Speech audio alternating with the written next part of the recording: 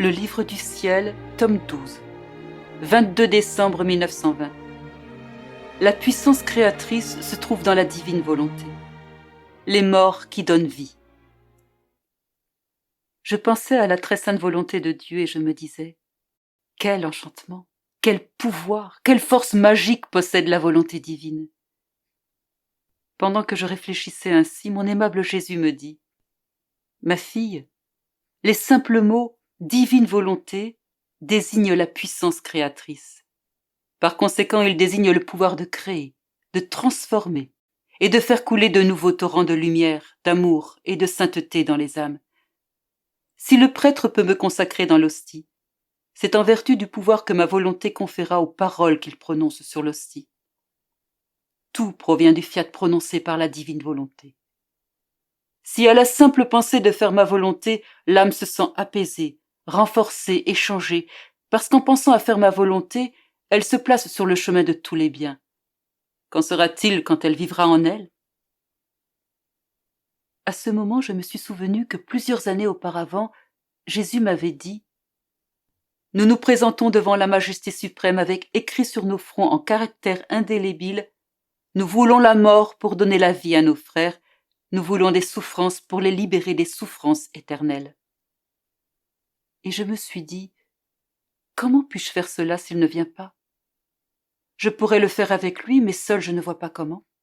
Et puis, comment puis-je souffrir autant de morts? » Bougeant en moi, Jésus béni me dit « Ma fille, tu peux le faire à chaque instant, puisque je suis toujours avec toi et que je ne te laisse jamais.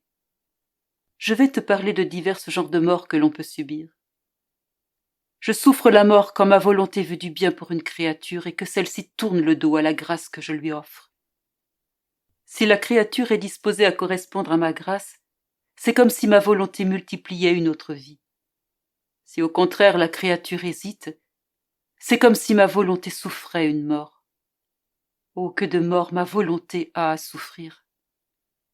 La créature subit une mort quand je veux qu'elle fasse un bien et qu'elle ne le fait pas, alors sa volonté meurt à ce bien. La créature qui n'est pas dans l'acte continuel de faire ma volonté subit une mort pour chacun de ses refus. Elle meurt à cette lumière, à cette grâce, à ce charisme qu'elle aurait reçu si elle avait fait ce bien. Je veux aussi te parler des morts par lesquelles tu peux donner la vie à nos frères. Quand tu te sens privé de moi, que ton cœur est lacéré et que tu sens une main de fer le serrer, tu subis une mort, et même plus qu'une mort, parce que mourir serait vivre pour toi. Cette mort est apte à donner la vie à nos frères, parce que cette souffrance, cette mort sont remplies de vie divine, sont une lumière immense, une force créatrice comportant une valeur éternelle et infinie. Ainsi, combien de vies peux-tu donner à nos frères? Je souffre ces morts avec toi, leur donnant la valeur de ma propre mort. Vois combien de morts tu subis. Chaque fois que tu me veux et que tu ne me trouves pas, c'est une véritable mort que tu subis. C'est un martyre. Ce qui est mort pour toi est vie pour les autres.